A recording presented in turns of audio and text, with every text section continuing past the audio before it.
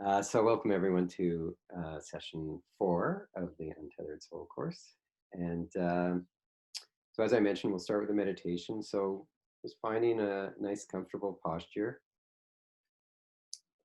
where you can be relaxed and yet alert, and perhaps stretching up and then allowing the entire body to relax to whatever extent it wants to relax. And just checking in with the body, just noticing what the body feels like.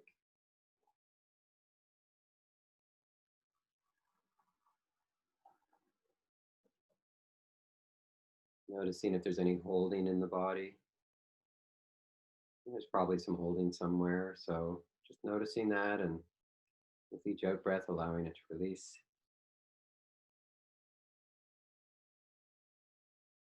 bringing kindness to the body as well as curiosity.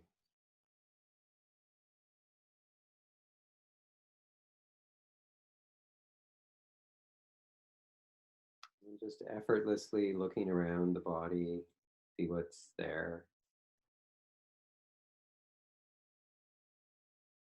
noticing tension or vibration, any pain or discomfort, any heat or cool.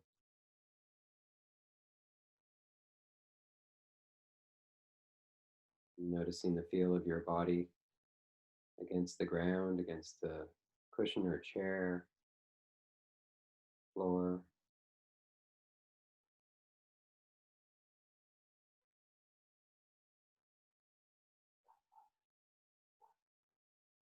And let's enjoy one sound of the bell. The bell is the sound that calls us home, home to the present moment.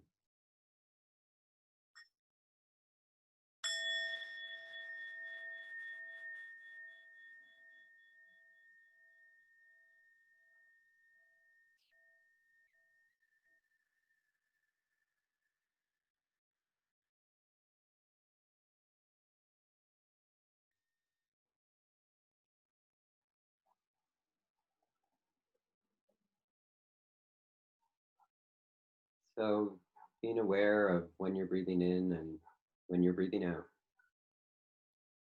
Of course, not trying to control the breath, but just allowing it to be natural. It doesn't matter whether it's deep or shallow or rhythmic or not. Just letting the body do its thing.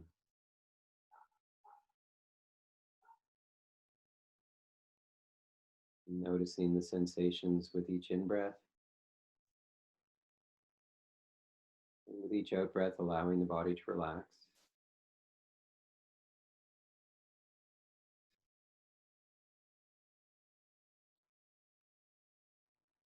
So we don't have to make any effort. We don't have to make anything happen. We can just rest in the waves of the breath.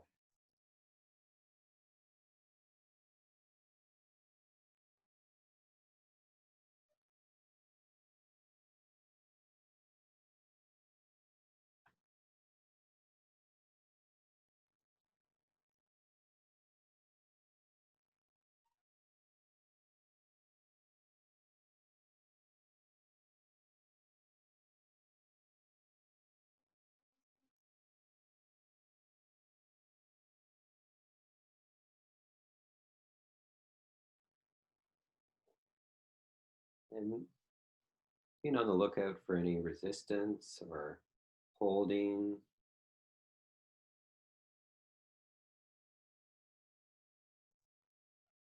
any wanting things to be different than they are, and doing your best to relax and let go of wanting things to be different, let go of wanting anything to go away, and opening completely to whatever is happening in this moment in the body and the breathing. letting everything else just be in the background. Whatever thoughts or sound or emotion, just let them be in the background. Doesn't matter what's going on there.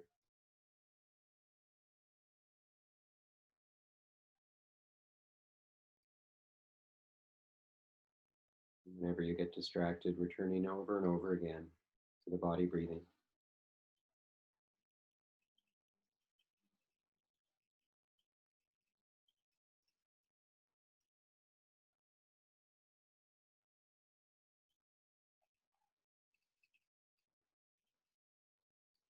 Saying yes to whatever's going on right now in the body and in your experience.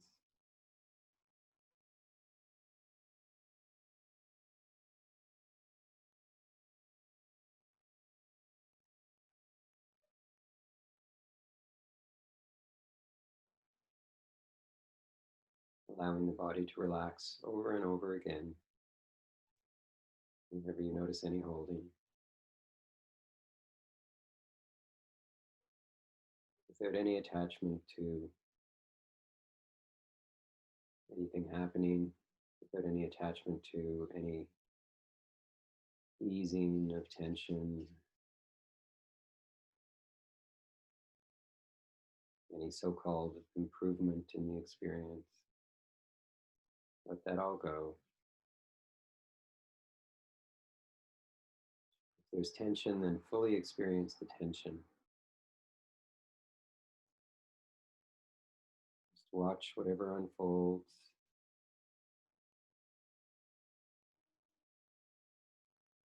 allowing it to unfold as it sees fit, not as you wish. Letting go of any wishes, any wanting.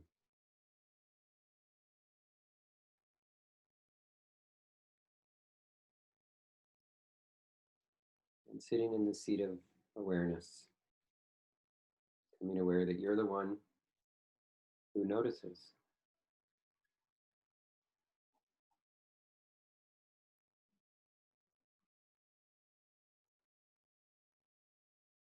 You notice the body breathing. You notice the wanting, the holding, the pushing away.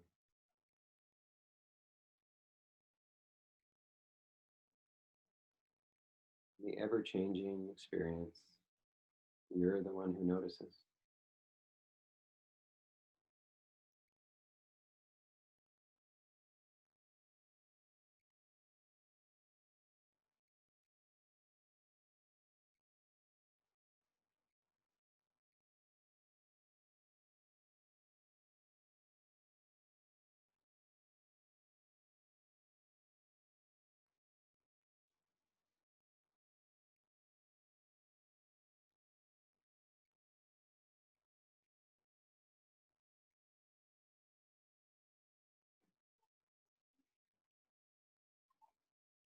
Good. And now expanding the focus range, expanding your home base, if you will,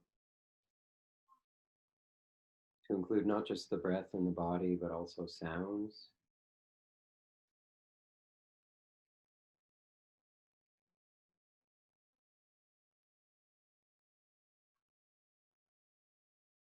And also your emotional state, becoming aware of what emotions are present right now, where they are in the body.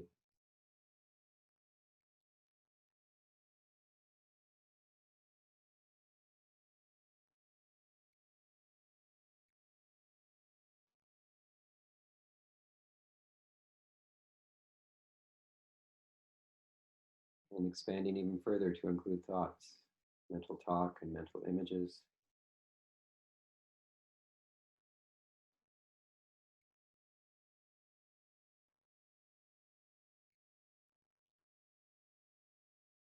And any other senses that are at play right now, maybe smell, taste,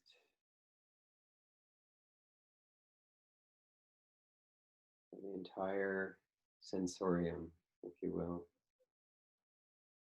just allowing it to flow naturally, flow of experience.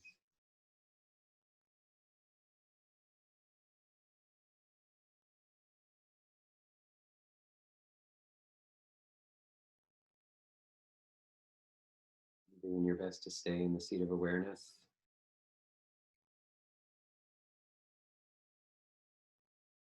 Know that you're the one who is aware of this experience. You're not the thoughts, you're not the emotions, you're not the body. You're the one who's aware.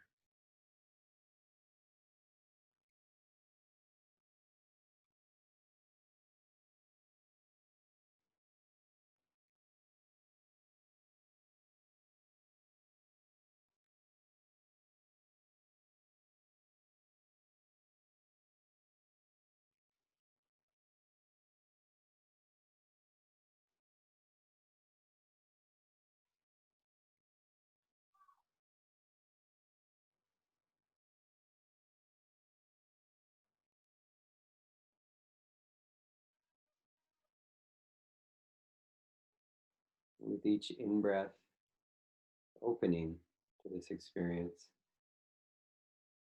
With each out breath, allowing this experience to be just as it is, allowing the body to relax.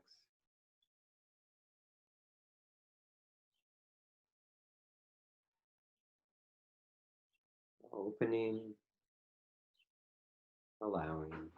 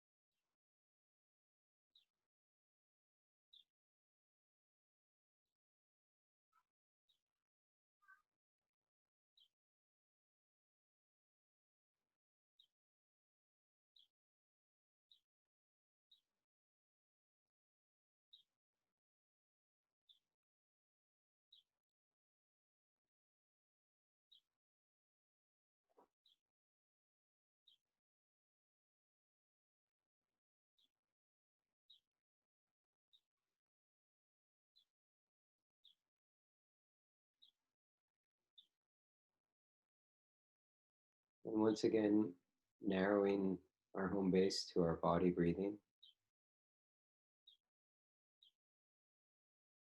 continuing to sit in the seat of awareness, continuing to practice non resistance and opening.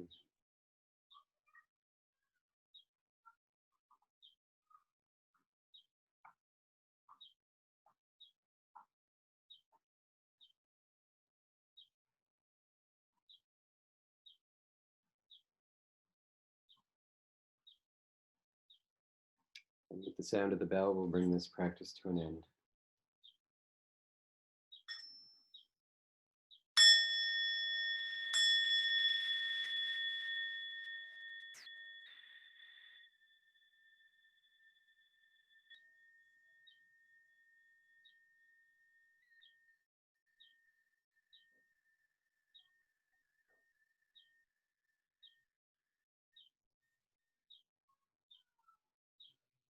Hmm.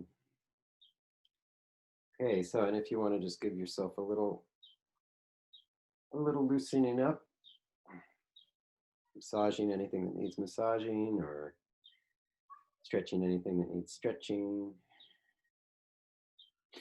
whatever your body wants.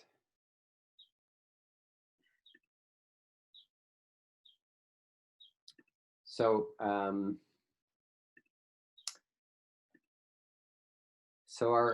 our home practice this week, we had meditation, and our theme was the mind, and we had continuing to work with the small stuff. Um, Anyone have any anything they want to share, or any difficulties or questions with either the meditation or the letting go of the small stuff?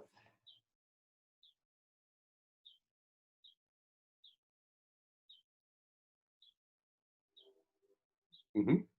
Yeah, Julia. I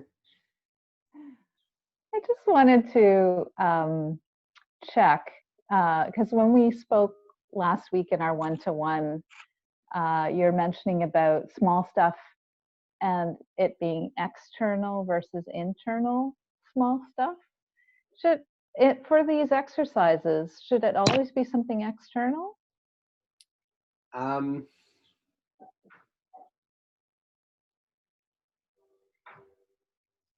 I think so. Yeah. I mean, and the reason is because you want it to be something that um, you have no control over. And if it's internal, then you have some control over it, you know? So it's not bad to practice with internal stuff. You may have fairly small stuff that's internal, but it's not something that you can just, not be bothered by, and then the problem's gone because, there's obviously something there that you're doing that is creating the disturbance, right? So um, my suggestion would be, that it be external stuff like noise or lineups or the weather or stuff like that. Um, um, but I don't want in any way to dissuade you from working with whatever seems to be there, whatever works for you. Like you know, I practice with this a little more than you, but you are the one inside your head and your life, and so you know, um, it's just a guideline. Mm. But I do think at the end of the day, it's easier to work with external stuff that um, like the ideal small thing to work with, the ideal is something that you have no control over, that's outside of you, that you know that it just bothers you for whatever reason, and that you can just say, I'm not going to let it bother me, and then the problem's gone. That's the lowest hanging fruit. Okay. Oh, are we going to practice letting go of larger things? um, well, I think you should be practicing letting go with whatever's coming up. Mm. You know, like whenever you recognize that there's a disturbance, um, you want to practice relax, release, lean back. Um, uh, but that said, um, you want to get practiced with things that are like easy wins, if you will, and that really get you used to seeing what happens when you're able to really apply the technique.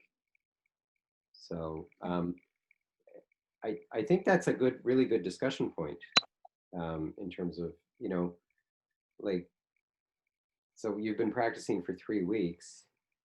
Um, do you feel like you've mastered the small stuff? And 3 weeks is a really short time to do that, right? So I think you should work with whatever comes up. I don't want to um, uh, I don't want to put too much on you guys, because you can I think it would normally take more than 3 weeks before you go on to bigger stuff as far as your focus. So I would stay focused on the small stuff. If you feel like, hey, nothing small bothers me anymore, please go on. Or even if you feel like, hey, I've worked with the small stuff and I feel really confident about this, and I feel like I can deal with bigger stuff, you know, and the one or two or three or however many things on your list that you've worked on no longer bother you, then by all means choose new things that may indeed be, a little more difficult, right? Okay. Laurie, Yeah. Yeah. Question, and this is my observation when I'm practicing. Sometimes I can really rest back into awareness and there's a clear distinction between thoughts and awareness. But sometimes my thoughts and awareness are like that, and it's quite hard to get that space. And I'm just wondering what's your approach to that? Or yeah, when you say they're like that, do you mean that they're like that because your consciousness has gotten sort of somewhat pulled into them? Or do you still have that sense that these are thoughts and they're not me and they're just mental events? yeah, that's a really good question back, because I must have some consciousness and awareness that I'm looking at this, but it actually feels, there's some part of me that feels like I am my thoughts. And the only way I can describe it is they feel so close that I'm aware, but I haven't got the space, so I feel like I'm like the thought. Yeah. Sometimes it's like that. Yeah. I mean, when that happens, I would just ask, whatever question works for you, like who notices, or, what's aware of this, or how do I know, how do I know that I'm having this thought? Or something like that, because that helps to disidentify and to really move into the seat of awareness. But that said, when you're really clear and even though even though I'm in the seat of awareness, my awareness is there with whatever I'm attending to. Like whatever I'm attending to is not separate from my awareness. So there's a because we're using this sort of dualistic perspective in order to disidentify. But in fact, they're non-dual, right? In fact, wherever there is an experience, your awareness is there. So in a sense, in a really deep, clear state, your awareness is always going to be right there with your experience. But the question is, are you identifying with it? Yeah, and I am. When it's that situation I describe, it's like I am, because I'm like, this feels like me. Yeah. Thanks, sorry.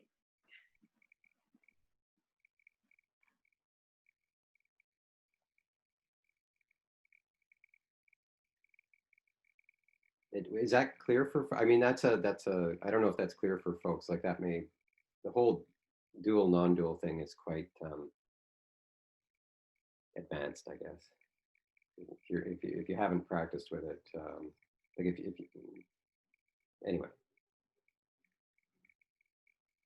I was thinking that I might send out the link to the Samadhi Center meditations, because they do a lot of these kind of exercises of, of working with awareness and working with, non-dual practice. And the only thing is all their meditations are an hour long. You don't have to necessarily listen to them for the whole hour. You can set your timer so that at half an hour you're done. But anyway, if you want to go into the deep end a little bit, I highly recommend their stuff. Okay, so we also had just reminding yourself when a samskara comes up that it's a good thing, because it's an opportunity to remove your thorn and to commit yourself to inner freedom. Did folks find that useful? If you want, you could tick yes. Yes. Yeah. Yeah. Did you? How did that play out for you, Brian? I'm sorry, I just got so gung-ho on the answer, I forgot about the question. The question was, did you find that like reminding yourself that it's a good thing when you're stuck? Oh yeah. When I first started doing this, maybe a week or two before the course started, it release the phrase "releasing blockages" was just a joy every time that I remembered to say it if I ran into a situation. Right. Now, sometimes it still is, but now I'm starting to try to sit in the seat of awareness when I'm really not feeling very good about what's going on. So even though I say I'm releasing blockages, it's like, it's that smile with tears coming down, like not real tears, but that's the way I feel. Yeah. Yeah. Yeah. And as as you start working with the stronger stuff, yeah, it's partly as you Yeah, start with the stronger stuff, I should say. It's also partly because you can really, get your motivation revved up at times, and then at other times it's not so revved up, right?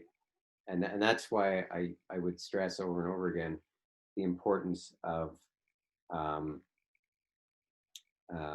really getting clear on wanting to be free.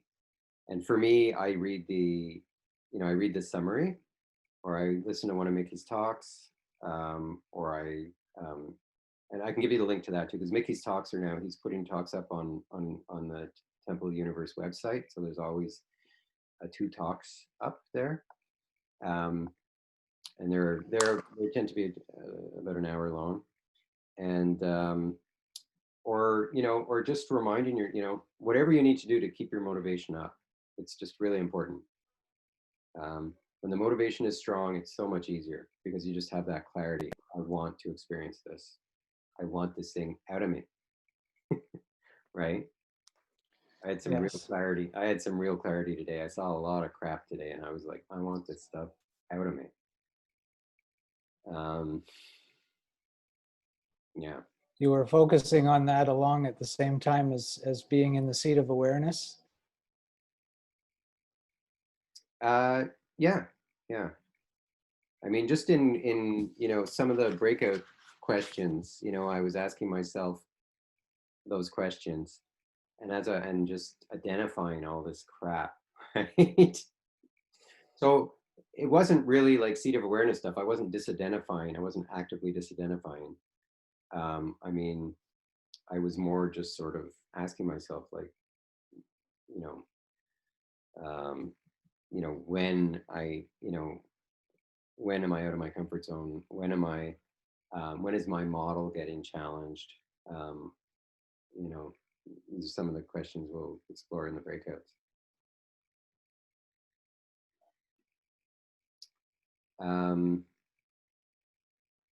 So the other thing we were practicing was bells of mindfulness. So were people able to practice with bells of mindfulness? Yeah. Anyone have any thumbs up from Jennifer? Great. Anyone have anything you want to share about that, like, or any questions?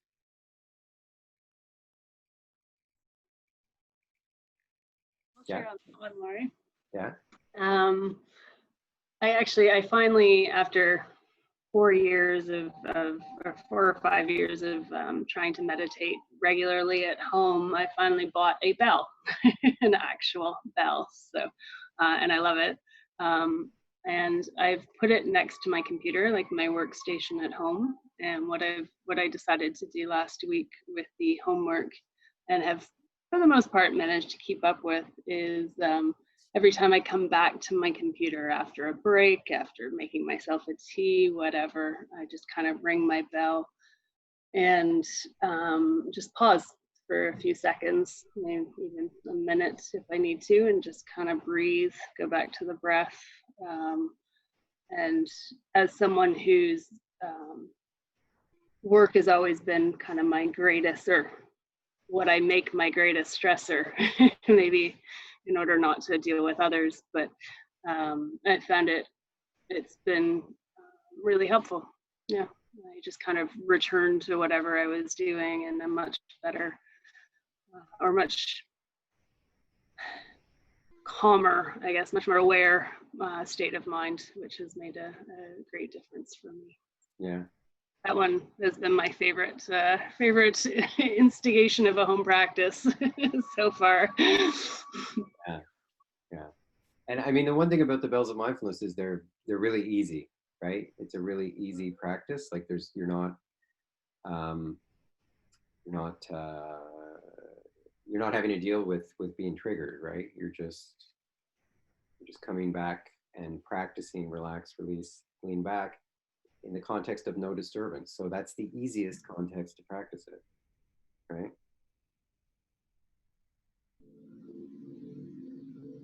Okay. So yeah, highly encourage that. Okay, so let's great. Let's get right into it with chapter 11, pain, the price of freedom. How's that for a sales pitch?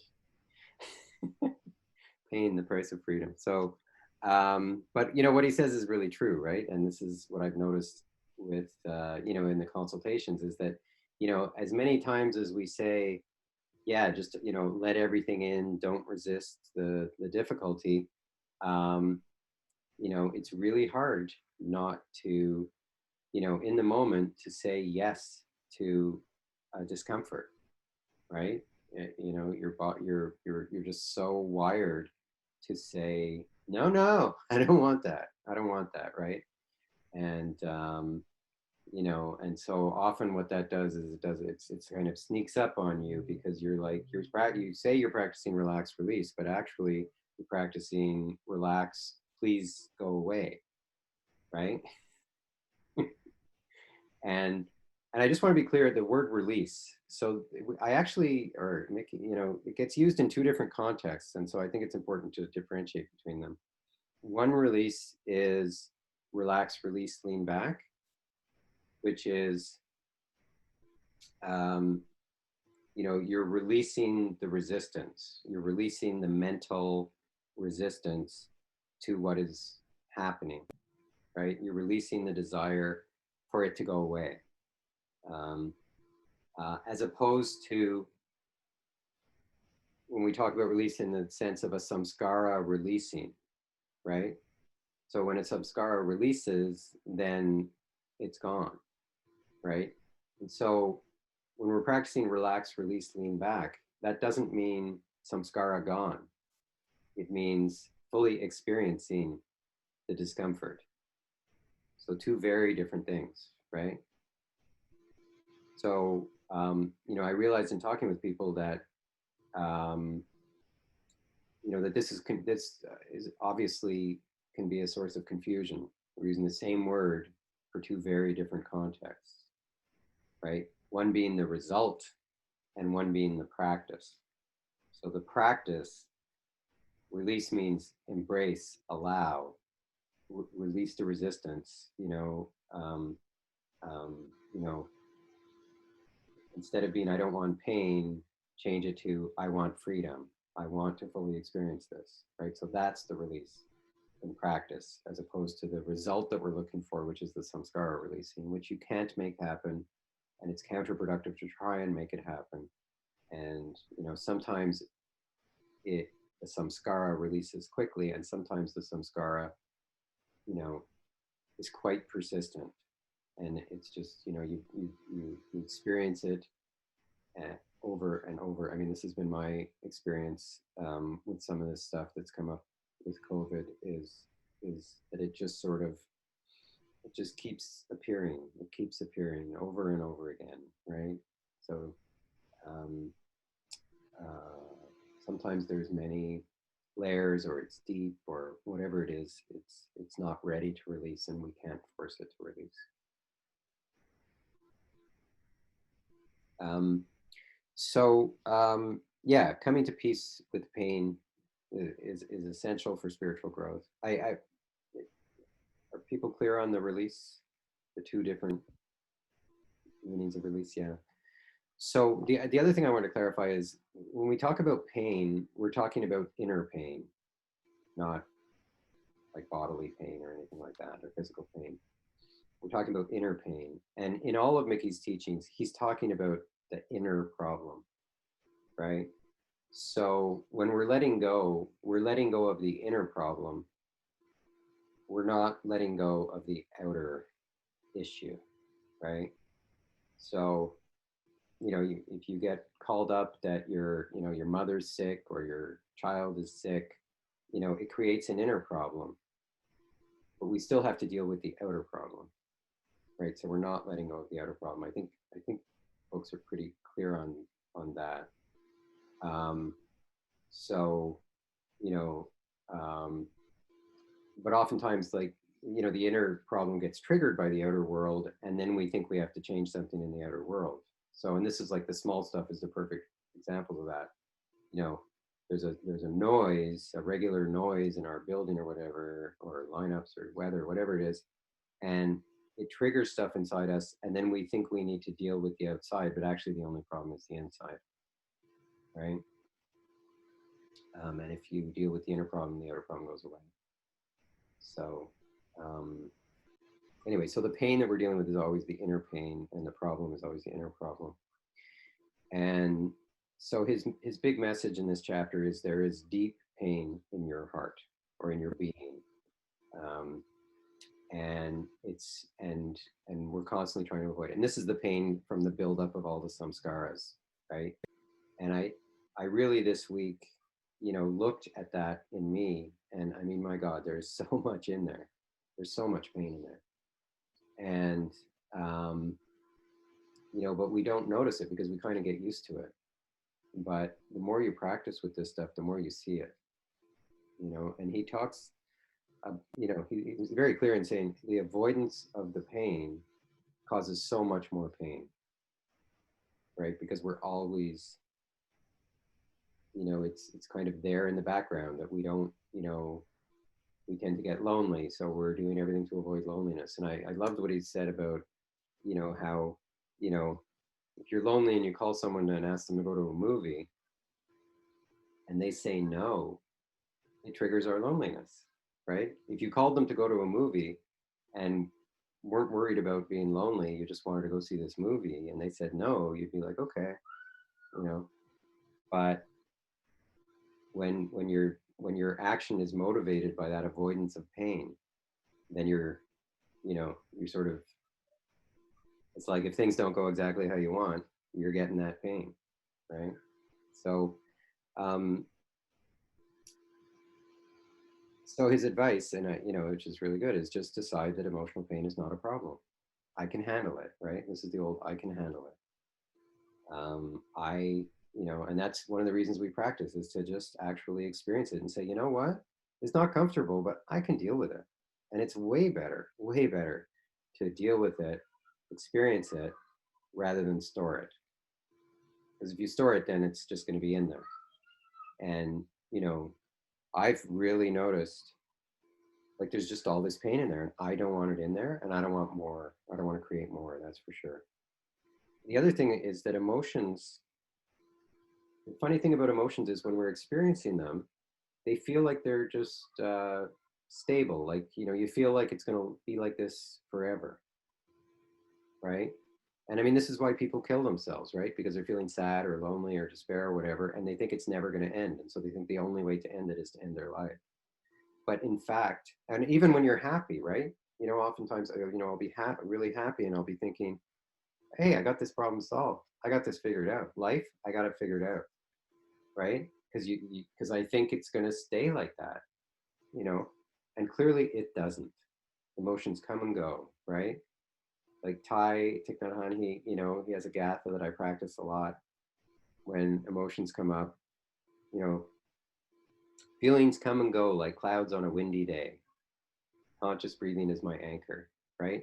Feelings come and go like clouds on a windy day. It's really important to remind yourself when you're, when these difficult feelings come up, this is just a temporary experience. This is the wind blowing, and I could just allow it to pass right through me.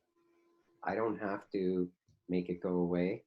I don't have to do anything to get rid of it. It is going to come and it is going to go, right? And, you know, just the key thing is just getting clear that you're not going to defend against that inner pain. Right? Just have real clarity that it just makes no sense to defend against it. You're just going to wind up storing it and experiencing it. It's going to cause you much more suffering to store it than to experience it. So yeah, and you know, when you allow it to release, often there's many layers to it. You know, when you allow it to release, you can sort of maybe get a little bit of an idea of where it's coming from. Not always. I mean, I don't think that's necessary at all. In fact, the thing I love about Mickey's technique is you don't have to actually like figure it out or see where it comes from. All you have to do is release it. And it's also important to know that you know, so even when you just even when it doesn't completely go away, every moment that you're experiencing the pain, you are, you know, it is release, it is purification, it is taking you in the direction of freedom, right? And every time you resist, you are adding to this pain that's in your heart, right? You're adding to the blockages. So, you know, be very clear that regardless of what happens when a samskara comes up, regardless of whether it just, you know, even if it just sort of is very solid and it just sort of continues and there's just that tension and it doesn't move and you sit with it for God knows how long and it doesn't move, you have done something, right? There has been an energy transformation that has happened as a result of opening to it and experiencing it. You know, you do want to make sure that you actually have open to it, as opposed to just sort of, you know, gritting your teeth and burying it, but really kind of resisting it, right? So, and I find sometimes, even though I remember, you know, oh, I want to experience this, oh, I'm in the seat of awareness, I forget to relax my body. And that's so key, you know, and I'm just like, I'm really an in my head person, you know. I had no contact with my body until I was 27. You know, I lived from the neck up until that point. And I'm, you know, my body is not the thing that I become aware of first. I become aware of my thoughts much sooner than my body. Other people are different. But so, you know, it may be, I don't know if anybody's experienced this where you sort of, you know, you practice the relax, release, lean back, and then afterwards you realize that you didn't do one of them, or you know, you only partly applied it, but you forgot that there was this other part of it that you didn't do. So, yeah, that's my experience. So, and on the other side of pain is freedom, is joy, is ecstasy, right? That's what's on the other side of the pain. And often we think that, you know, experiencing it is just going to, you know, we're just going to have more pain, you know. But knowing that on the other side of the pain is the joy, is the ecstasy, is the love, is the energy. I mean, I find that's really helpful. As long as it doesn't, you know, create this strong attachment to outcome, right? So again, in the moment, like it's nice. I guess you need to balance a bit, like this idea of, I want it to, you know, I want to fully experience this, but, you know, but not being attached to the outcome. That's why I really like the, you know, and you need to check with what works for you, but I find the phrase fully experiencing it, it's so clear because it doesn't in any way suggest any outcome. Yeah, does anyone have any questions or anything you want to share in terms of practicing with this? Yeah, Jen?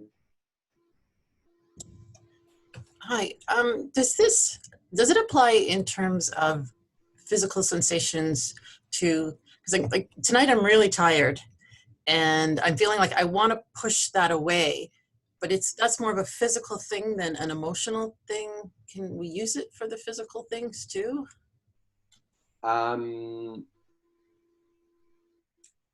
Yeah, I mean, well, first of all, tired is a funny thing because sometimes you're tired because you actually need sleep. And sometimes you're tired, sometimes it's one of the hindrances. It's one of the ways that our mind tries to avoid something. So the first question I would ask is, have I been getting enough sleep lately? Yeah, no. Okay, so if the answer is no, then probably it's physical, tired as opposed to mental tired. So, and the only thing you can really do for that is get some sleep, but, but in the meantime, I mean, I suppose you could, you can have a coffee or whatever, or you could, I mean, you can stand up, maybe stretch, you know. Why don't we just try that? Let's all stand up and just very quickly, we'll just stand up and stretch, just,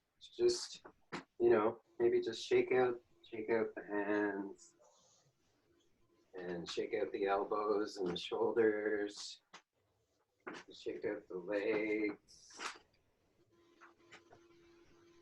Okay. And let's sit down and maybe just take some big in breaths.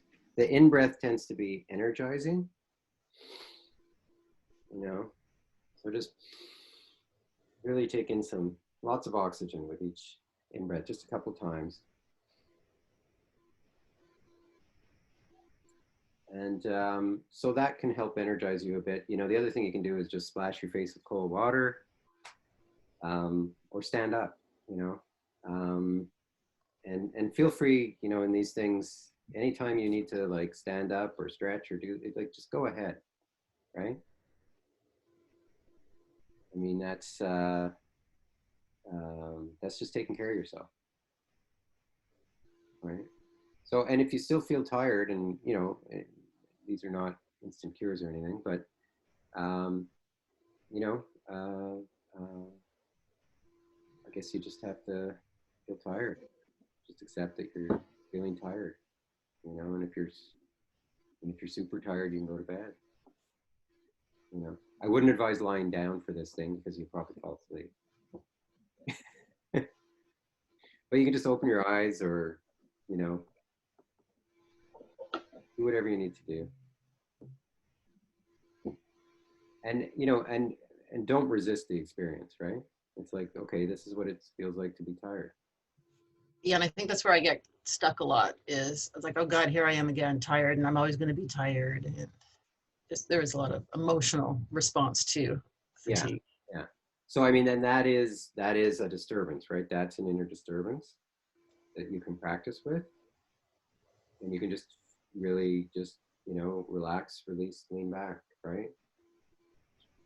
Allow the body to relax. Say, okay, I'm going to let go of this resistance. I'm going to let it go of this resistance. I'm going to, just say, I'm tired. I'm tired, and it's okay. I can just be tired. I don't have to beat myself up. I can just experience what this feels like. I can, notice who's noticing, and just observe, from this place of awareness. And if you're beating yourself up or judging yourself, or just plain saying, I don't want to feel like this, then, just let that in. Just experience what it's like to not want this. Yeah. So you're not reinforcing it, but you're just saying, okay, this is what I want. I really just want to feel like, what does it feel like? And I'm just noticing, what does it feel like? I'm watching this movie of this person who really doesn't want to be tired. Neat experience. That's awesome. Thank you. Okay.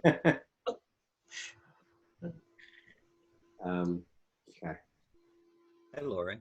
Gary. Hey, Gary. I just want to ask you, when people's roots of tiredness are connected to, say, a physical ailment or a health issue, So that can kind of complicate it because it can be an all persistent kind of tiredness that sometimes for some can be 24/7 and it can be relentless. Mm-hmm. And they don't have any control Mm-hmm. over the tiredness. But of course, you realize that, but you can fight the fact of not being able to control it, which creates a further kind of cycle of emotions. And I know the two can be connected, you know, the emotional health and physical pain. But when it is more of a physical root related to tiredness and for some pain, how do you deal with that in the practice? Well, all you can really deal with is the inner resistance to the tiredness, right? I mean, obviously you can, you know, I guess you can see a doctor. I mean, I don't feel like they really, you know, I mean, they deal with temporary, you know, they give you a sleeping pill, but Yeah, and for some situations, there is no physical or medical remedy, right? yeah, yeah. And it's, you know, so it's in that sense, it's very much like pain. I mean, it's about Yeah. being just, you know, letting go of the resistance to feeling this way, Mm. right? And so it's the exact same technique because you have this outer problem, which is your tiredness, and then you've got your inner problem, which is not wanting to feel this way, Mm. right? So you practice with the inner problem. Um, you know, just allowing yourself to feel this resistance. Um, you know, but I mean, it's definitely not small stuff. Mm. You know, physical pain is tough, and tired is tough. Yeah. I mean, I often feel tired actually, um, and I don't worry about it. Mm. It's you know, sometimes I feel tired and sometimes not. I generally do get enough sleep, but sometimes not. Sometimes I feel tired, and I just tell myself, you know, it's fine. I'm not operating heavy machinery. Uh, you know, it's just as an experience. Okay, I'm tired. Fine. No. In fact, to me, the surest cure for insomnia is just don't let it bug you. You're tired. I discovered that. You know. Okay, so where are we at? Oh, it's time for first breakout. Is that okay? Or I mean, Gary, is that satisfactory? Or Yeah, that's fine. Thanks, Laurie. okay. So I'll just see if I can put this in the chat.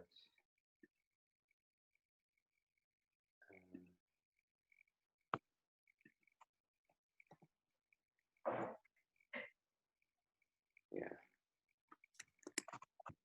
Okay, so what is a situation you've experienced where you got pushed out of your comfort zone?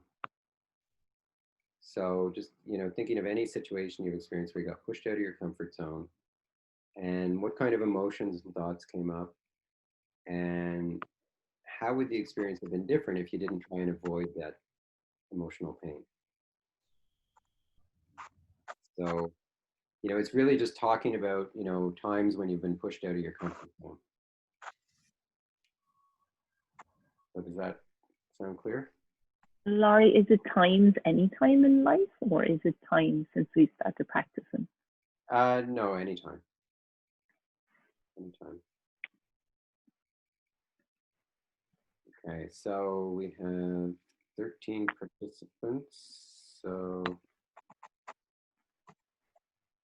we'll have,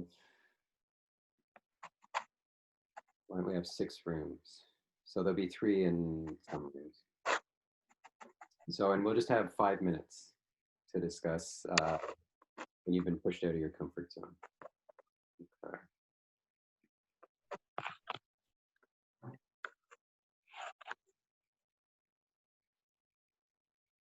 So go ahead and join those rooms, and I'll join into one of them.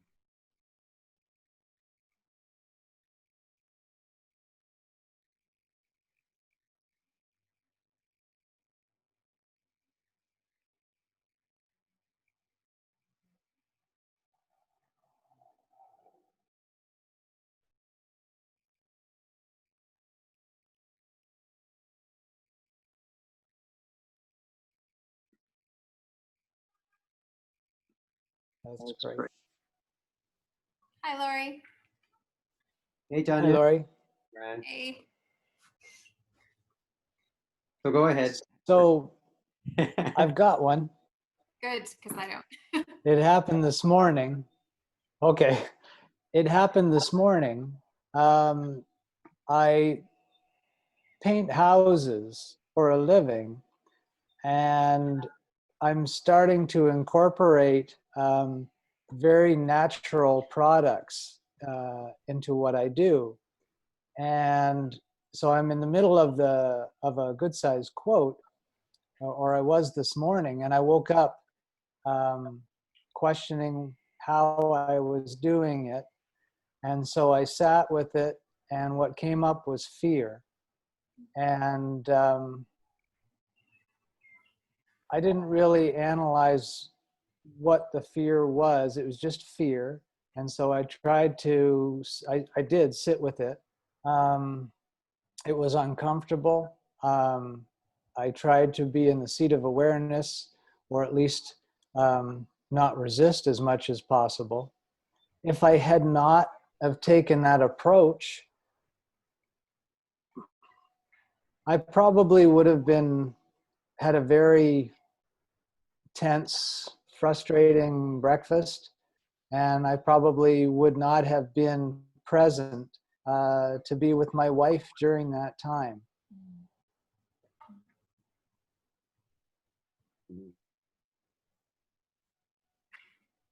Yeah. So, and practicing with it though, what happened?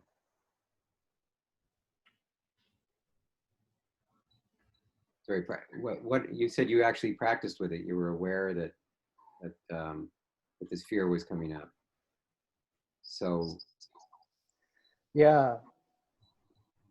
so what did you like? What was the experience like? Well, I got out of bed. I put on my robe. I sat down in the living room. I just sat on the couch, and I folded my hands together, and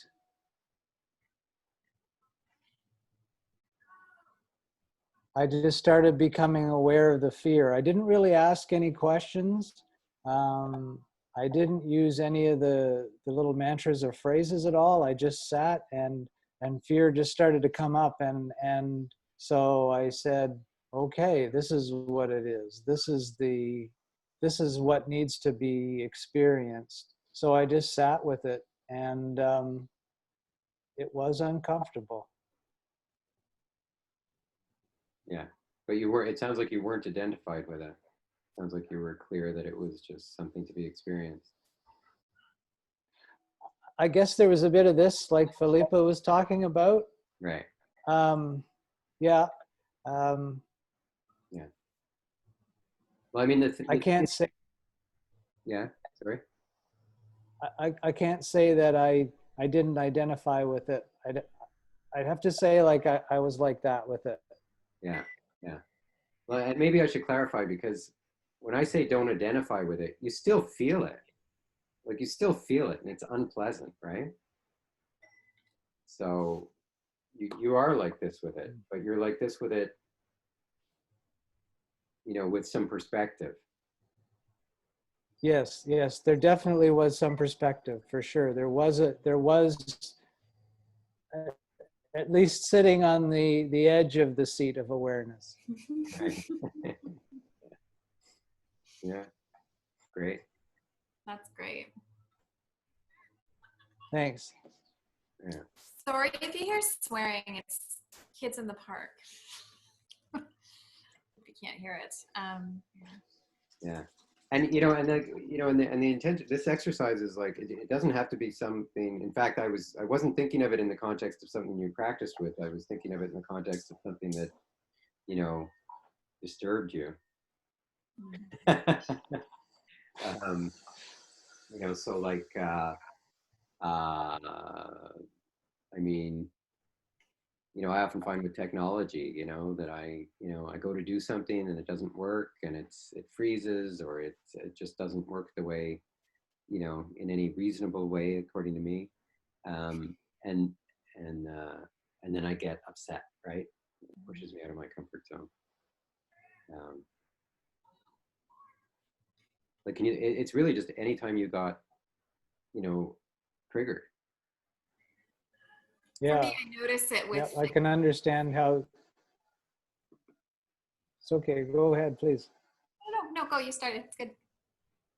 Okay, I was going to say I completely understand with technology how that would, because it pushes me too. I was just going to ask Tanya, if the kids swearing in the park, does that push you out of your comfort zone a bit? It's funny because it doesn't, I don't know about comfort zone, but it doesn't bother me as much because I'm unfortunately used to it. But it used to be a big trigger. Like there's some children around where I live that the things they say, and I teach high school, so it's hard for me not to go into teacher mode with them. But I have been able to, I mean, obviously, yes, it still bugs me because I heard it right away. I'm like, oh, I don't want you to hear it. But yeah, I'm able to let it go a lot more than I used to. I'm just gonna click the 1 minute.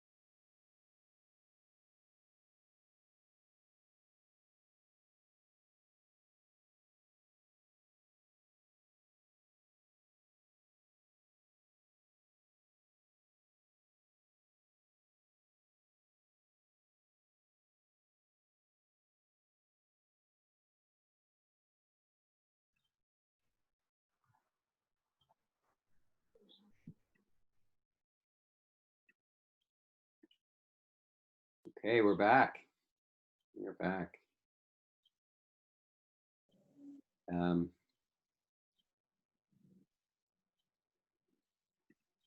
Okay, so I think, yeah. So, anyone want to share there? How was that useful at all? Yeah, I definitely probably. It seemed like Janet and I both had the very similar experiences to draw from, and it was interesting to hear what came up and the commonality of it. Uh-huh. So, would you mind sharing what your thing was that pushed you out? from my experience, the experience that pushed me out of my comfort zone was a recent interview. I'm used to giving interviews and profiling candidates, and I was on the other side of that, and I was talking about how I was so many different sort of struggling with ego, and what I was thinking I was supposed to say, and getting caught up in that fear and that anxiety around, but and thinking about, I got to sound this way, I got to use these buzzwords, I got to make sure that they understand I'm the best candidate, blah, blah, blah. All the things that I've been trained to watch for in candidates, and stress questions and things like that. And I just got caught in my head so many times. And so those emotions that were coming up were really like that sweating, the pain in the chest, the burning, like there's just, the fog in the head, that moment where you almost feel like you've cut off from oxygen, you can't even see straight. And that the most recent interview I had, I sort of befriended all this, and I sort of sat, put my notes down 15 minutes before. I'm like, don't read anything because nothing else is going in. So it's just going to be coming out. So and so I was just talking with Janet about my experience with that. The thing I did differently was just sitting with it and just preparing myself, and just, this, you've got this stuff. So it might have been more affirmations, and I talked about an affirmation that worked really well for me that we shared.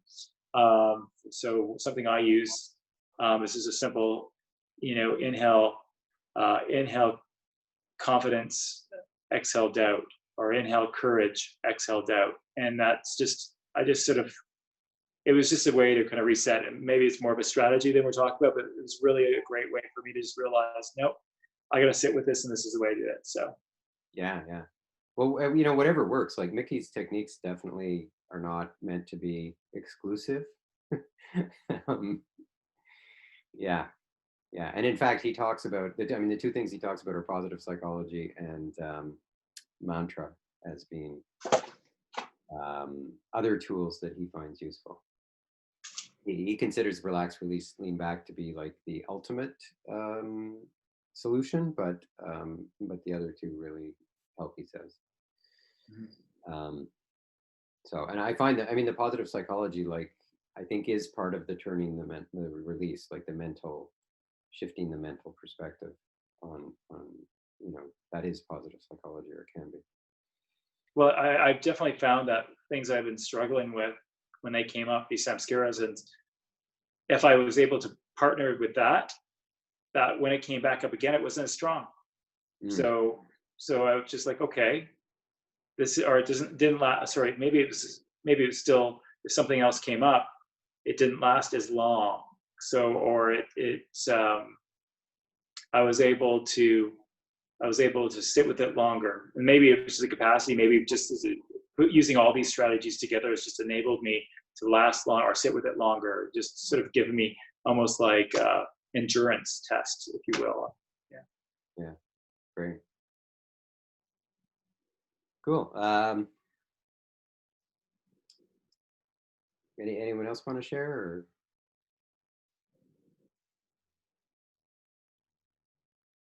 Okay, what? Sorry? I can share. Sure. So I used the situation where I entered into a new job, and emotions that came up for me was like feeling anxious and scared. And thoughts that came up were like, oh my God, you don't know anything, and people are gonna know that you don't know anything, and they're gonna think you're an imposter. Why did they hire you? You can't do this job. Yeah. Yeah. um, Right. and if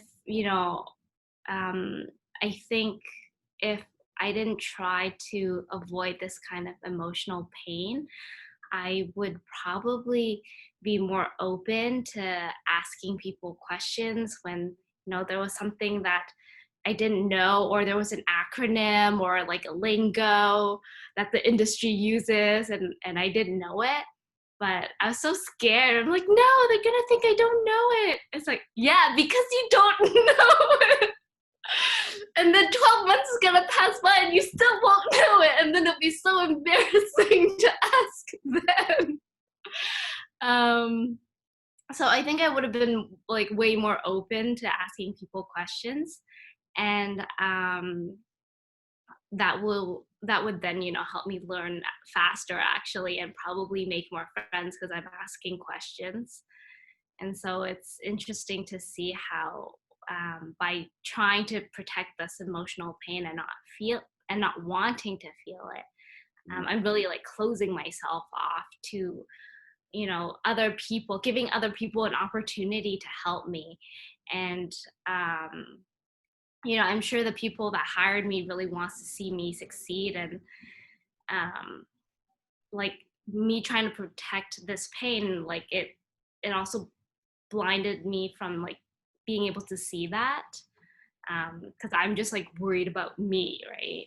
Right. And it sounds like the fear is, I'm not going to, do a good job. And the effect of the fear is you don't ask the questions to allow you to do a better job. Yeah. Right. So yeah. it winds up being completely counterproductive. Yeah. Yeah. Thanks, Kim. Great. So why don't we move on? I'm sorry it's such a jam-packed agenda probably make this 2.5 hours. I don't know. Anyway, so chapter 12, taking down the walls. So this is a really interesting chapter where he talks about the allegory of the the house that you want. You love this field with all the light, so you go build a house in the field. And I won't go through it in the interest of time, but you wind up, the house becomes a fortress, and you don't let any of the outside light in, and you're just trapped in this house, and you even forget that there's light outside, and you just wind up with just much less light than there was outside, and just thinking that that's all there is, right? So, and and he talks about how we build this model, this mental model that becomes the walls of our fortress, right? And we think that beyond the wall is darkness, but actually what's beyond the wall is light, right? And so he's setting this up because he's saying you can go beyond your walls, you can go into this world of like limitless light, right? Which is like limitless energy, right? When the samskaras are all when they're cleared out, then you've just got this limitless joy and love, and so he's alluding to that, because this is the first chapter of the going beyond, right? Going beyond the samskaras and what lies beyond the samskaras. And he introduces this concept of this mental model, that our our views and our likes and our dislikes and our judgments, and all this idea of what I want, what I don't want, and how things should be and how things should not be, becomes the walls of our fortress, and and becomes this model. And then whenever the world, whenever reality disagrees with our model, it creates problems, right? Which we then, he gives this example of, you find out you're adopted, and then it shakes up your model, and you're like, oh my God, because one of the linchpins of your model was that you have these parents and they're your natural biological parents, and you find out they're not. Oh my God, what am I going to do? And then you think to yourself, oh, well, they must really, they're really amazing parents because they love me even though I'm not their biological kid. And so he says, oh, you just patched your model up with thoughts, right? I think that, sorry to jump in there, Laurie, but that was a big moment there, because to see how that was reminding me of how crafty the mind can be, and manipulating your thoughts to seem like you're doing positive work, but you're actually not dealing with it now. You're actually distancing yourself, moving away from the wall, right? You can sometimes, like the one thing that I really resonate with me with, what was once is not now. So that's something a little different than what we're just talking about, but I'm like, that was something that through this chapter that really kind of sat with me.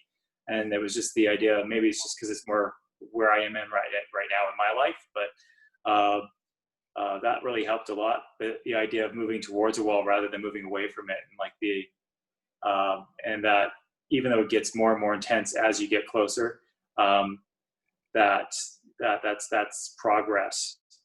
Mm-hmm. But definitely, that's something that really resonated with me, was the like we just talked about stuff. Yeah, because the alternative to it, like it's kind of a positive psychology thing, right? To say, oh, well, they must have, they're amazing, even more amazing parents than I thought, because I'm not even their biological kid. And so it's not that there's anything wrong with that positive psychology, but what it allowed you to do was sidestep actually experiencing the samskara that was inside you, that like what was that defending against, right? What fear was there? Probably, most of these things go back down to survival, right? I'm going to die. And like, I need parents to take care of me, right?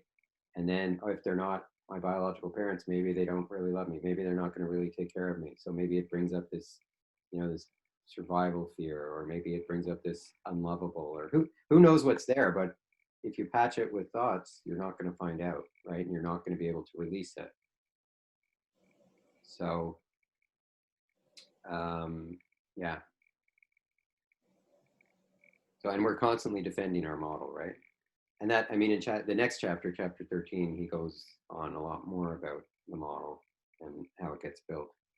And in subsequent chapters too, about that. Yeah. Anyone have any any questions or anything you want to share in terms of reading this chapter? Laurie, I have a question, and it's not fully formed, but like, is everything a mental model then? Everything in your personal mind, all Yeah. the self-referential stuff. So all the, I like this, I don't like that, things should be like this, things shouldn't be like that. This is, and a lot of what he's talking about in this context is things that we believe so that we feel safe or that we feel protected, right? Like, I can always rely on my spouse or my parent, or later in life, my kids are going to take care of me, or I rely on this job, right? I rely on this apartment. I rely on my health. I think my health. I'm always, there's a sense. Oh yeah, I'm always going to be healthy, right? And then something happens, and it's like, oh, these things I thought I could rely on, they're actually not 100% reliable. They're, in fact, I don't have this anymore. Oh my God, right? But it can also be all sorts of small stuff, right? It might be like, I was thinking tonight, I don't know exactly how this plays out, but, you think you know somebody and you form this opinion about them, and then they do something that clearly shows you were wrong, right? And then do you say, oh, okay, yeah, I was wrong? Or do you say, oh, no, I don't believe in that. I don't believe that, because anything where it's like, I'm right is your personal mind, right? I mean,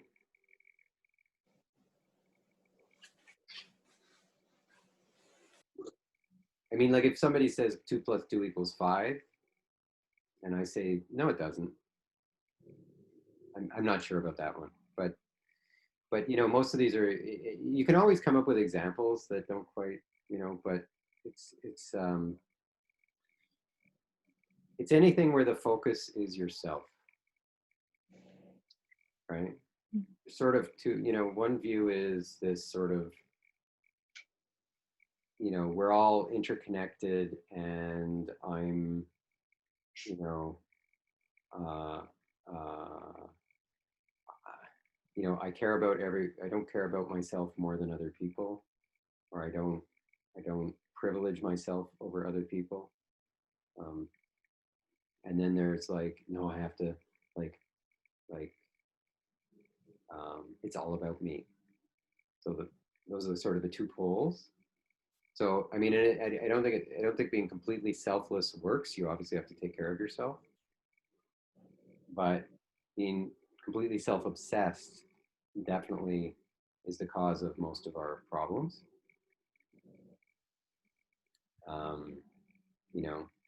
And I mean, I've experienced this where I felt like I don't have to take care of myself. I'm fine. I'm wonderful. I'm, not like I'm totally taken care of. I don't need to worry about myself. And I just feel love for other people, for like everyone. And it's like, because I don't have to worry about myself. When I don't have to worry about myself, I don't need anyone to do anything in particular, because I'm taken care of. I don't need, when I'm not worrying about myself. And it just, how many interactions do you have with people where you want something from them, right? And like so many interactions, right? And I'm not just saying I want good conversation. I mean, like I want you to like me. right? I want you to validate me. I want you to take care of me. You know, I want you to tell me that you'll never leave me. I mean, that's an extreme, right? Right? I want to do everything I can to ensure that you never leave me because I'm afraid of you leaving me, right? That's the avoiding pain, right? And my model is you're never going to leave me. And part of implied in that model is if you leave me, I'll die, basically. Hi, Lauren. Does Mickey think that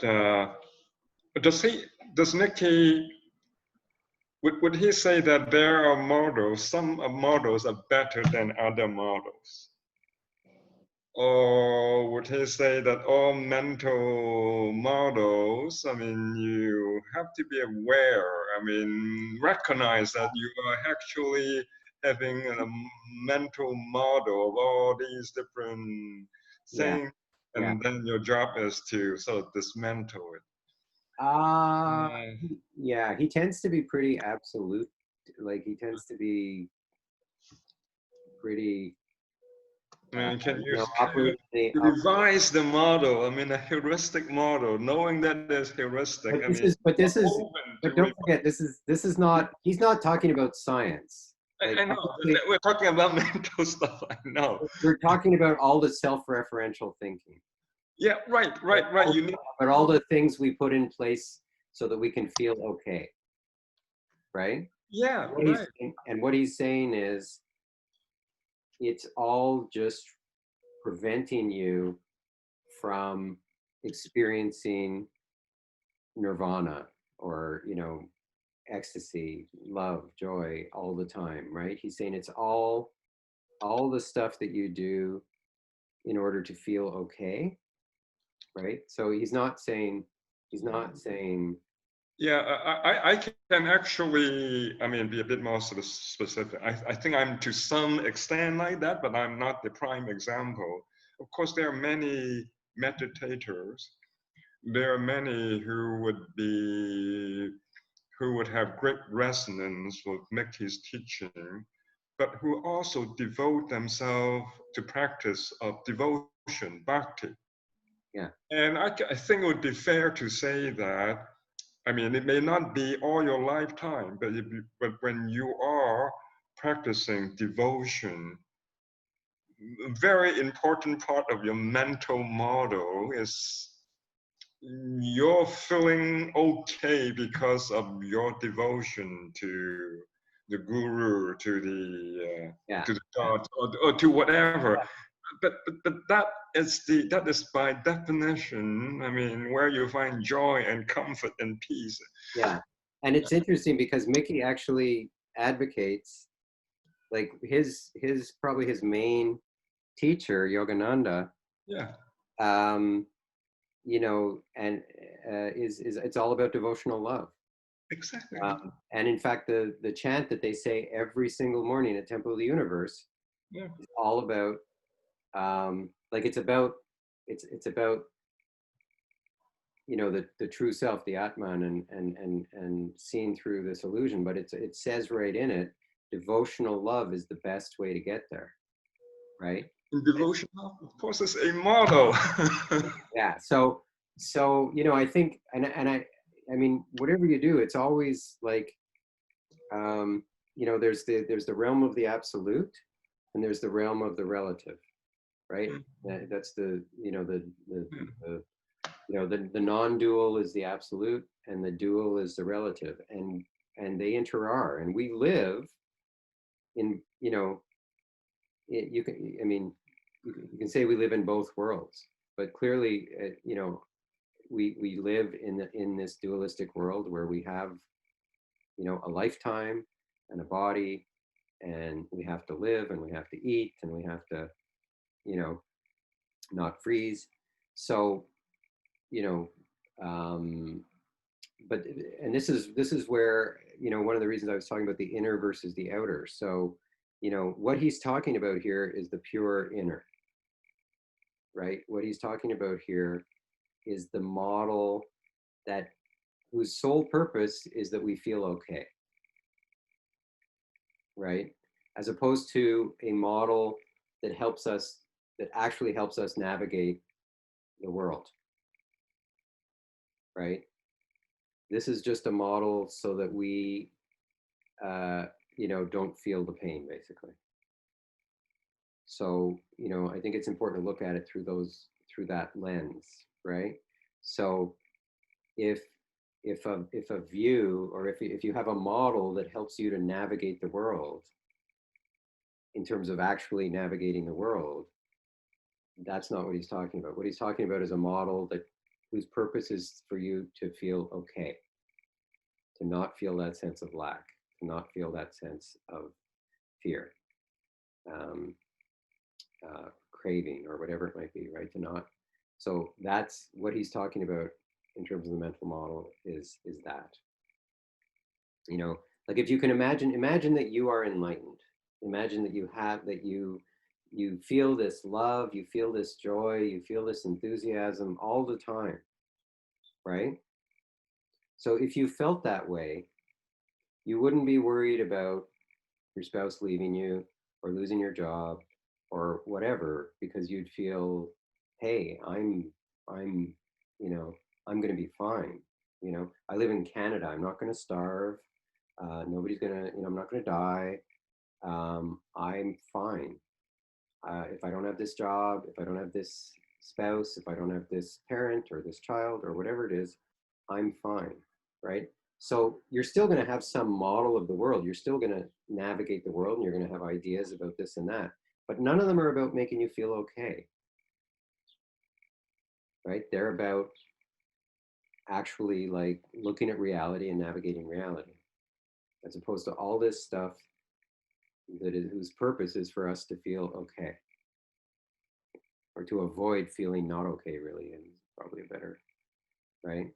So what, you know, whether this or that idea of yours fits in the purpose of this is to feel not, you know, to avoid feeling not okay, or the purpose of this is to navigate reality. I mean, only you can really decide that, right? Of course, when you have the samskaras, often they trick you into thinking, no, no, no, no, I need this, right? But really, you only need it to feel okay, right? And obviously, there's stuff in the, you know, obviously, you know, you need some money, you need to be able to eat, you need to be able to have a place to live. But what is this, you know, what's it really about, I guess? And that's something that you really have to ask yourself.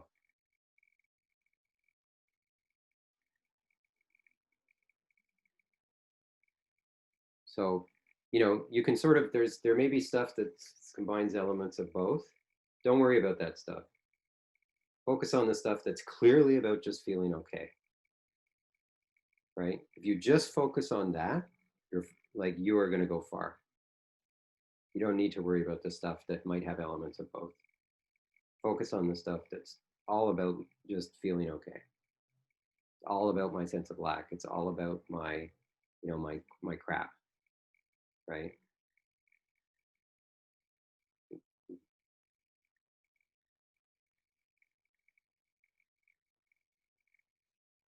Was there something? Okay. Sorry, I'm just looking at the chat to see.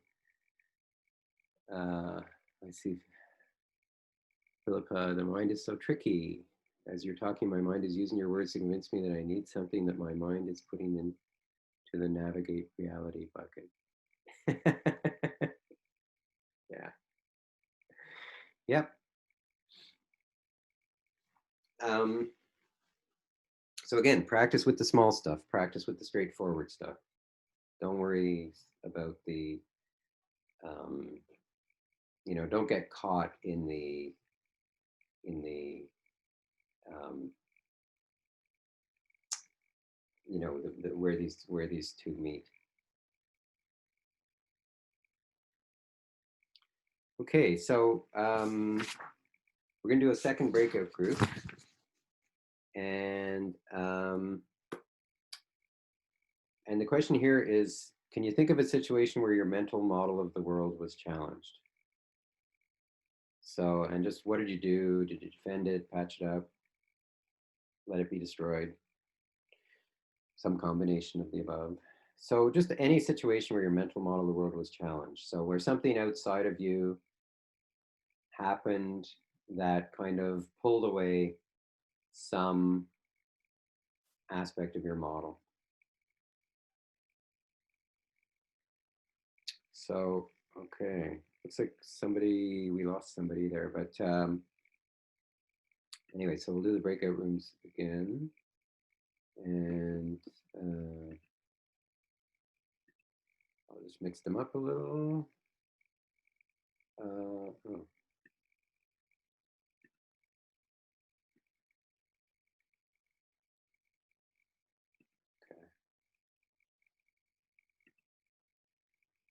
And here we go. So we'll just have 5 minutes again. Are folks clear on the? It's just I'll put it in the chat, but it's a situation where your mental model of the world was challenged.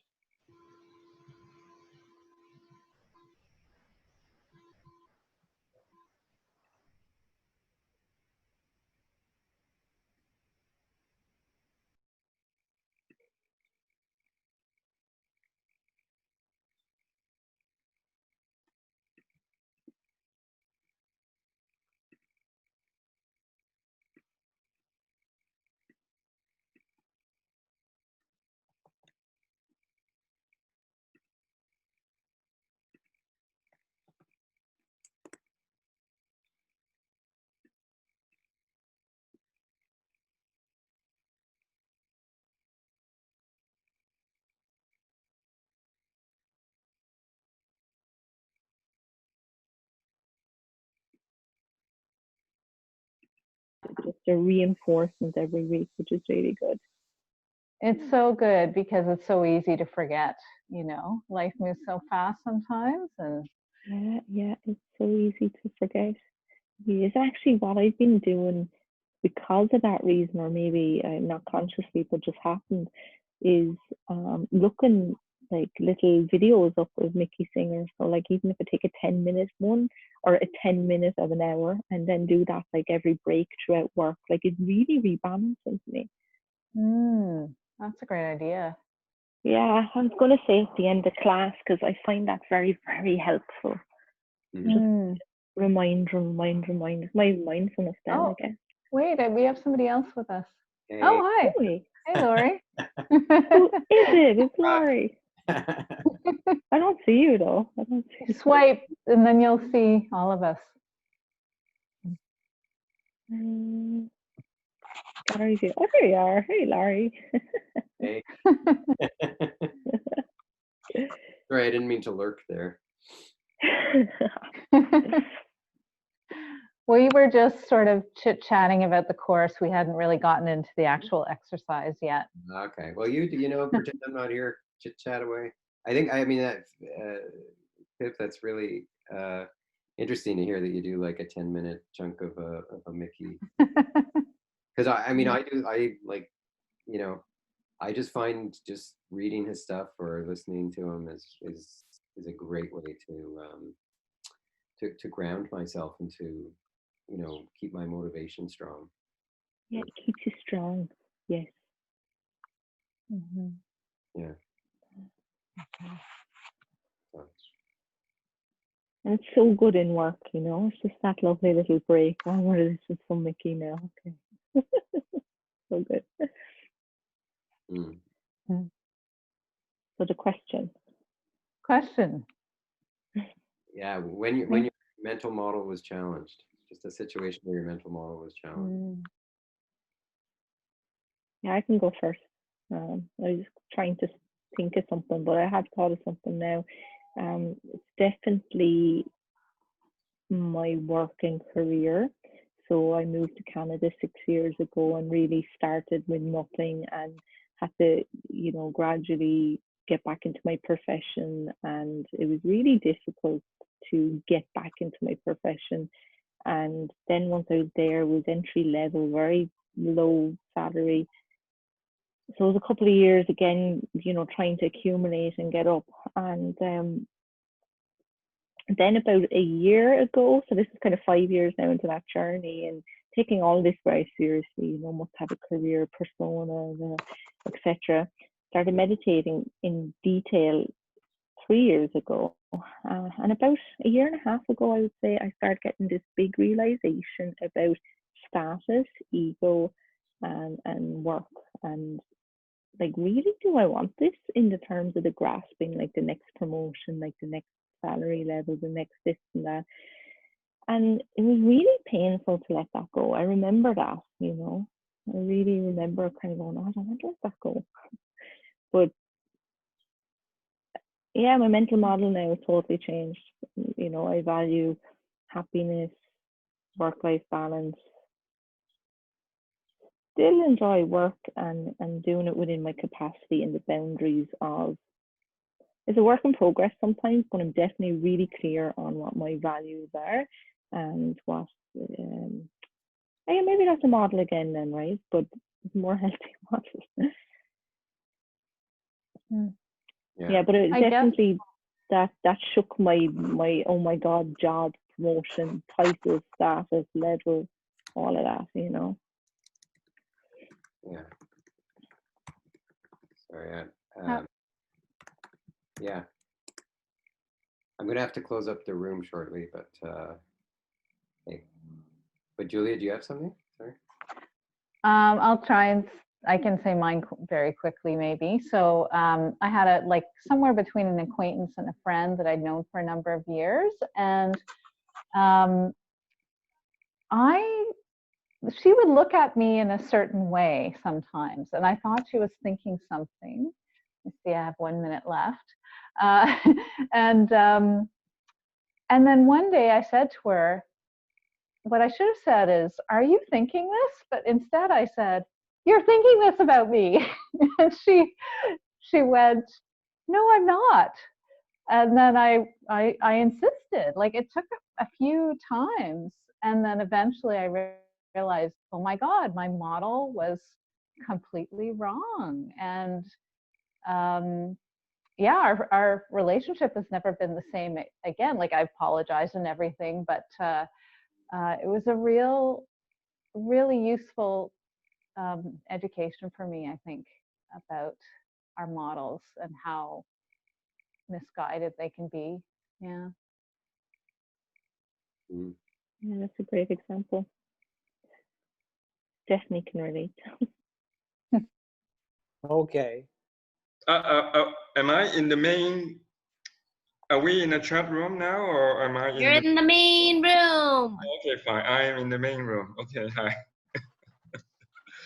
So that may be a good sign, not knowing where you are. Yeah. We've lost Laurie again. Could be. Yeah. No, Laurie's there. Oh, there you are, Laurie. He's muted. He's moved down. Okay, now I'm unmuted. Yeah, I forgot that it mutes me for a second. It mutes it when you come to back to the big room. Okay, so we're back in the big room, but just for 15 more minutes. So does anyone have anything that they really want to share from that? But, yeah. Can you do a brief recap? Well, you missed the small group stuff. Yeah. So it was just like a situation where your mental model of the world was challenged. Was the discussion? Okay. The topic. Yeah. Okay. And I put that in the chat. I think, yeah. But anyway, I mean, I'll post this. Okay. So yeah, I hope that was helpful. So in the next chapter, I'll just quickly go through the next chapter, Far, Far Beyond. So, and it's all about the model of reality and how, you know, it's made out of our views, our preferences, our beliefs. And basically it starts with the mind can't handle the infinite, right? So, you know, in the world, like, our experience is so small compared to everything that's going on in the world. And yet even our small experience is overwhelming. Like there's just so much data there. And, you know, and, but even so, like we can't predict the future. You know, we don't have control over much of what goes on in our lives. Really, we don't have control beyond what goes on inside us. And so, and yet we want to figure out how to navigate things, and we don't want to feel out of control, right? Because that's so disorienting. So we simplify everything, and we say, okay, you know, I'm gonna rely on these things, and you know, say I want to go on vacation. So okay, then we figure out, okay, I'll get my boss to say yes. I'll you know, convince my you know, partner to go, and this is where I want to go, and we have to figure all this stuff out. And but I'm, you know, but I'll still have. There's all this stuff that goes into it, right?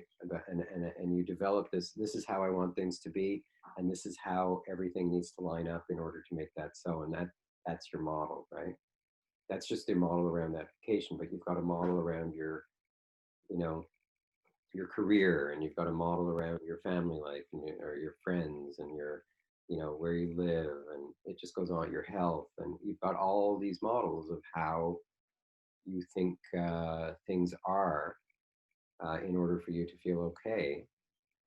And you know, quite often things don't go according to plan, or things just, reality's not doing what you want it to do, right? Or it's not behaving as expected.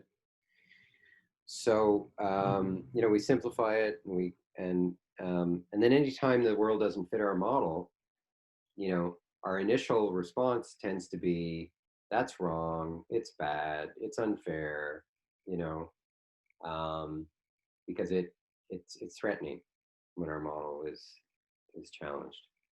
And then, you know, maybe it's obvious that, you know, I need to change my model. And you know, and then you try and patch it up, right? So, and like I said earlier, like COVID, I think has shaken everyone's models, right? I didn't put it in the home practice, but I mean, that might be a really good thing to just, you know, journal about or something. Just like, how has COVID shaken your model, right? Think of all, you know, I think of myself and I think, okay, you know, I left my job at the end of March. I was planning on doing some retreats. I was planning on having a certain amount of money. I was planning on Bob having his job. I was planning on being able to spend a lot of time outdoors this summer. You know, I was planning on a lot of things. And my whole decision was predicated on a lot of things that then, you know, got thrown out the window by COVID, right? And, you know, and now I feel like I'm in Groundhog Day, you know, in that movie where, you know, every day you get up and you relive the day over and over and over again. Because I leave my house sometimes, but, you know, mostly I'm just in my house. And I'm just, you know, like, I love having the space to, like, you know, do a long sit every morning and yoga and, you know, other stuff. But sometimes it just feels like, you know, this is not what I signed up for. So, you know, I'm still holding on to that model, right? To the extent that you're, you know, saying, oh, I can't wait for things to get back to normal. And, you know, comparing your, you know, what's going on with how you want them to be, how they were pre-COVID, you're holding on to your model, right? And what effect does that have on you? You know, like, because I find it brings up a lot of discomfort in me. And, you know, I just practice with the discomfort, but it's clear that I've still got a lot of samskaras around this, still holding on to that model, right? I haven't released enough. And, you know, so going beyond means letting go of your model. And Mickey says, basically there's two ways to live. One is stay in your inner comfort zone, try and stay in your model. and the other is try to free yourself, right? Every time you see this coming up, that you're getting near your walls, that there's disturbance coming up, that there's unease coming up, I want to be free of this. I want my walls to, life wants to help you by destroying your walls. Will I let life do that? Right. And he says, when you're, it's like these electric fences for dogs, and he says, if the dog stops because it's uncomfortable to get near the thing. But if the dog says, no, I'm just going to experience this, eventually they can break free, and so can we, right? And it's not easy. One of the things that came up in I think the chat group with Pip was this idea of, with Brian, with of our our experience and our awareness being still very close. And it's like, and this idea of disidentification. So disidentification means I have some perspective, but you're still experiencing the emotion and the pain just as much, right? It's just that you don't identify with it, but you still experience it. So disidentification doesn't mean everything's a piece of cake, right? It doesn't mean that the unpleasant experience is now pleasant. There may be pleasant there. Like, I find just knowing that this is purification brings joy to this experience. But I'm still, that tension, that twisting, it's still there, and it's still unpleasant, and it still sucks. Right? It's like that picture of that thorn, that thing of thorns in your arms, Yeah, you want to get that thing off, but you know what? It hurts. It hurts to pull that thing off. Right? And it hurts when some scars come up. It's emotional pain, but it still hurts. Or tension, like it's bodily. Oh, right? So, if you want to try and free yourself, if you're committed to freeing yourself instead of staying in your comfort zone, and I like, he talks here about this idea that it's really a cage, right? I find that much better than comfort zone, because a comfort zone implies, oh yeah, I like to be comfortable. Cage, I don't want to be in a cage, right? And I think that's much closer to the truth.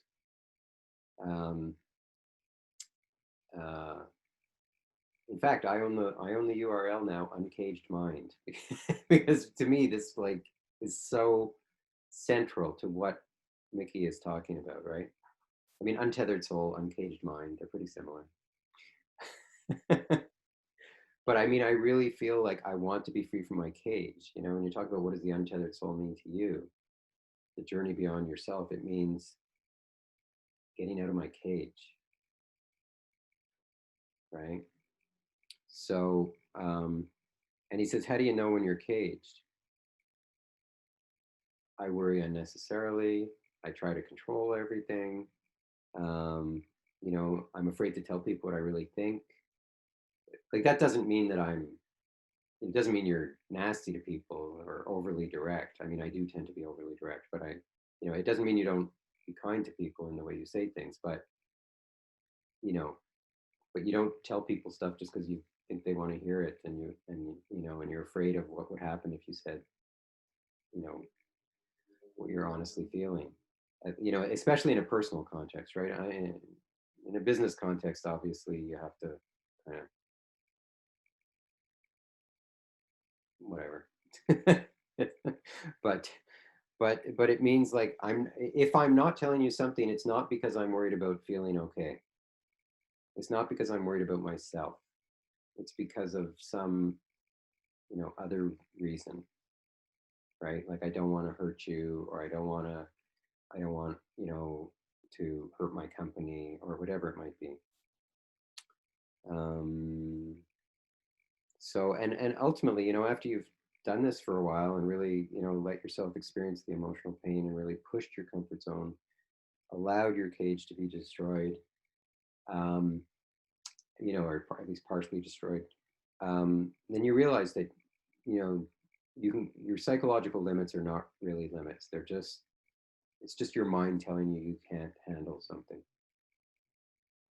But in fact, we can handle a lot more than we think we can. So we just need to get used to, to experiencing the pain and,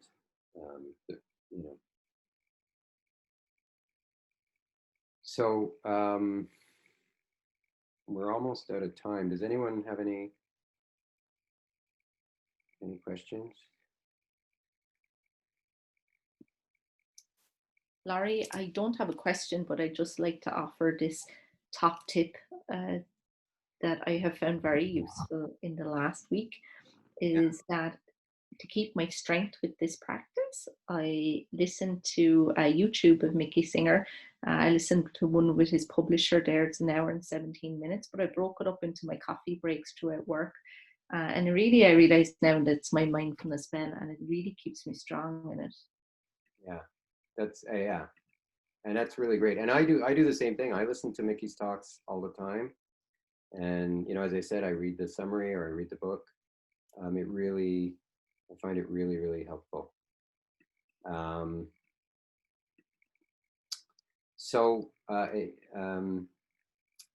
We just have a few minutes for the home practice, so I'll post that. And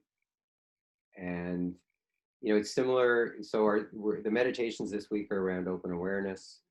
Continue to work with the small stuff. Notice when your model of reality is challenged. And there's this other practice that Mickey talked about. It was just a few lines in the chapter, but I think it's really good, which is this: if you really want to see why you do things, then don't do them and see what happens, right? So, and I've got some instructions in the sheet, but basically it doesn't mean that you actually have to not do it. So like, I love chocolate, and I often reach for the chocolate when I get stressed, right? So the practice is not to avoid that feeling. So when I find myself reaching for the chocolate, then to just stop and just experience in it, allow myself to experience it, relax, release, lean back, experience what it is that's causing me to reach for the chocolate. And, and once I've experienced it, then I can eat the chocolate, right? Because the problem isn't eating the chocolate. The problem is that you're not, that you're defending against this disturbance, basically, right? So, maybe you do want to actually, like quit smoking or whatever. But again, you don't have to actually stop doing it. It's really about stop avoiding the experience, the uncomfortable experience that is creating the urge, right? So having the urge isn't the problem. It's avoiding the pain that's the problem. So, so that's the homework. Pretty similar, but a couple interesting exercises in there, and of course, reading the next 3 chapters. So thank you, everyone. It's just coming up on 9 o'clock. If you have any questions, please stay, and I'm going to go turn my light on in my room, and then we can talk. And have a wonderful week, everybody. Yeah. Thank you, Laurie. Thank you for the Thanks, Laurie. Thanks, Laurie. Thanks, Laurie. Thank you, Laurie. Thanks, everybody. Great to see everyone. Have a good week, everyone. Bye, everyone. Great to see you. Thanks, Laurie.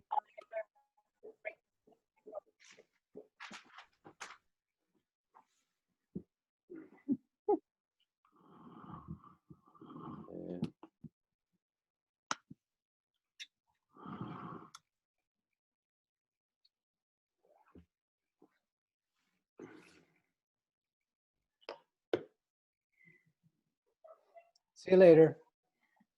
Bye, Brian. Hi, guys. I was just Bye-bye. going to see what happens Bye, if Felipe. everyone's stage. I'm going to go too. Okay. Thanks, Laurie. Yeah. Nice seeing you, Pip. Nice seeing you, Brian. You too. Bye, guys. Good to see you both. Take care. Take care, Brian.